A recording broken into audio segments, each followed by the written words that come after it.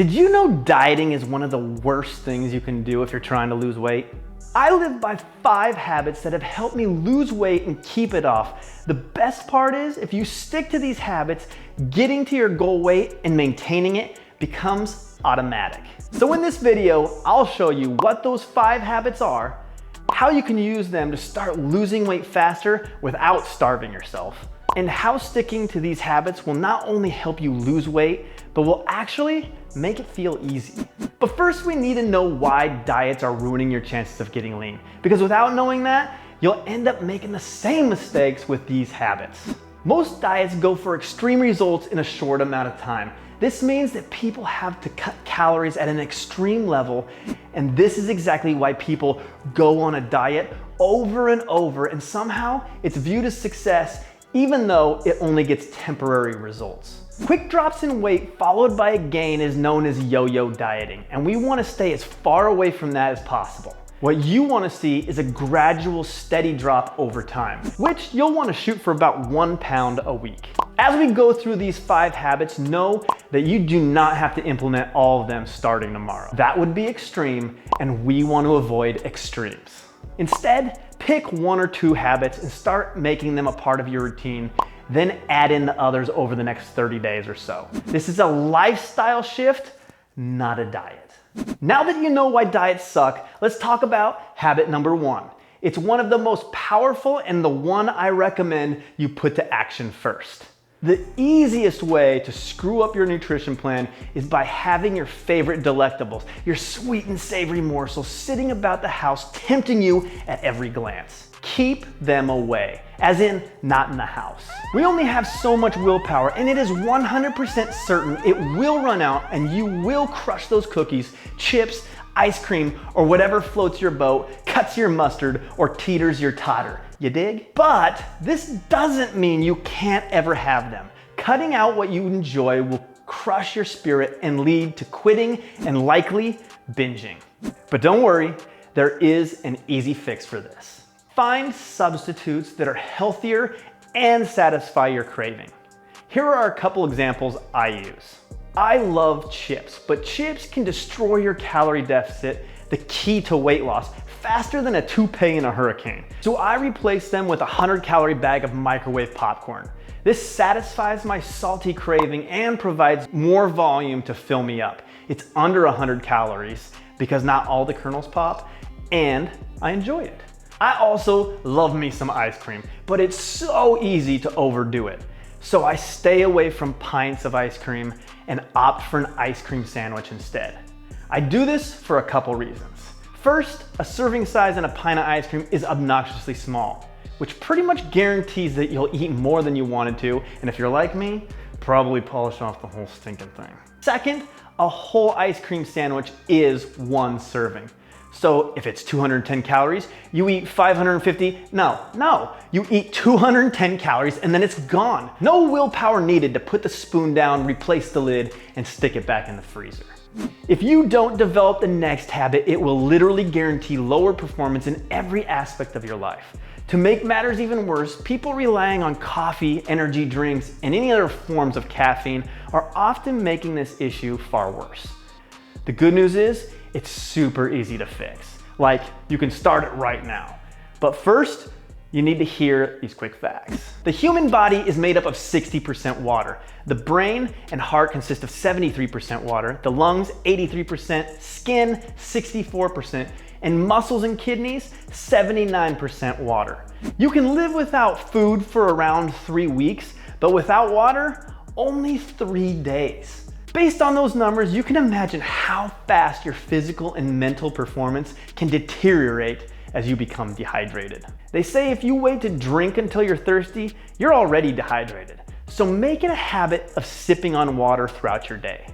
A general recommendation is that a person should drink half their body weight in ounces. So a 150-pound person would shoot for around 75 ounces of water. However, this can vary depending on activity level, how hot the weather is, and caffeine consumption. All of these meaning you would need to increase your water intake. An easier method that cuts out the tracking is paying attention to the color of your urine. I know, kind of gross. If it's really yellow, you need to hydrate. A rule of thumb I shoot for is a really light, clear yellow. If it's completely clear, like water, you can taper it back and reduce the likelihood of frequent bathroom visits. Cause not gonna lie, that can get annoying. I know this isn't the best time, but when you get a chance to pull over, This next habit is essential and has to do with when you overindulge in eating. Cause hey, we ain't perfect here, but not accounting for a high calorie day is a great way to destroy your goals. Like I stated earlier, we don't wanna cut out the things we love or it can backfire. But anytime I decide to throw down a larger than normal amount of calories, or if it happens unexpectedly, it doesn't mean that you blew it. It just means that you need to do some balancing of the scales. It's a lot like if you have an unexpected big expense in your monthly budget. You're not going bankrupt, but you do have to make some adjustments to balance the budget and still hit your financial goals. So what do? You find another area in your budget and take money from there to cover the excess in the other area. Nutrition is the same. Following a day of high calorie eating, I will normally go low carb for a day or two. Why? Because typically that's what I ate a lot of. So I have a surplus of glycogen or carb energy already in my system. This will lower my caloric intake the days I implement it while still allowing me to eat plenty of protein, which makes you fuller longer and is key for muscle retention. I then resume my nutrition plan as usual. You can also do this ahead of time leading up to a meal that you know is going to be higher in calories. Example of this would be Thanksgiving dinner. Just be careful not to abuse this. We don't want to cut out carbs or fat for fat loss, as those are main sources of energy and very important. But if you use this method to simply balance your caloric budget, you won't do any damage. This next tip is rest, but I'm not talking about rest days. If you drive a car too hard and too long, it will overheat and things go bad quickly. Even high performance race cars have to take pit stops periodically to make sure they can finish the race strong. Your body is no different. You need rest, as in sleep. It's during sleep that your body does a tremendous amount of repairing, rebuilding, and re-energizing. So I have become much more strict on optimizing my sleep schedule for the best sleep possible. I don't wear any kind of sleep tracker, and I try to refrain from taking any kind of sleep aids. But over time, I simply took note of what time I went to bed, how long I slept, and how I felt when I woke up. I found that I sleep the best if I go to bed around 9 to 9:30 and get as close to 8 hours of sleep as possible. If I get even 30 minutes less sleep, I can feel the difference. And if I do that multiple times in a week, it starts to compound on itself pretty fast. So start paying attention to how long you sleep, when you go to bed, and how you feel when you wake up. Find out what works best for you to try and keep your sleep schedule as consistent as possible. And yes, that goes for the weekend too. Quick question, do you work out to look good or do you work out to feel good? Fitness is often viewed as a thing to do to look good, but the far more valuable result of fitness is feeling good. Who cares if you look good but you feel like crap? But if you look good and feel good, that's winning, and it will change every aspect of your life. Hey, I get it. Life can get crazy. Work, family, kids, to-do lists, but there is no valid excuse for not taking care of yourself, because if you can't put in a little time to make you better, healthier, happier, then you won't be your best when you're at work, with family, or anywhere else. Begin by keeping it easy. Again, no extremes. Start at 3 days a week for just 10 to 15 minutes and aim to work up to 5 days a week. You can change a scheduled workout, but never miss getting in your 3 to 5 workouts a week.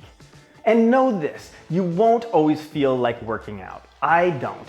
There will be times when you're tired, cranky, had a rough day. Instead of throwing in the towel, do this. Give a workout 5 minutes, just 5 minutes. It's bite-sized enough to, even when you don't feel like it, it still feels doable.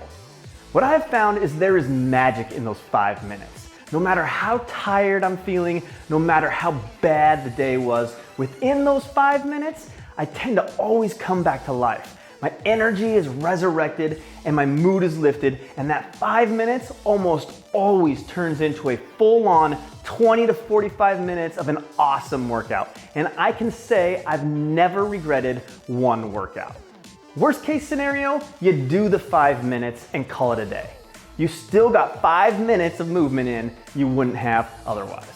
Are you stuck on the non-negotiable workouts? Finding the right workout for you is key. If you enjoy it, you're far more likely to do it often. Check out this video, which highlights one of the most underrated and effective exercises for weight loss.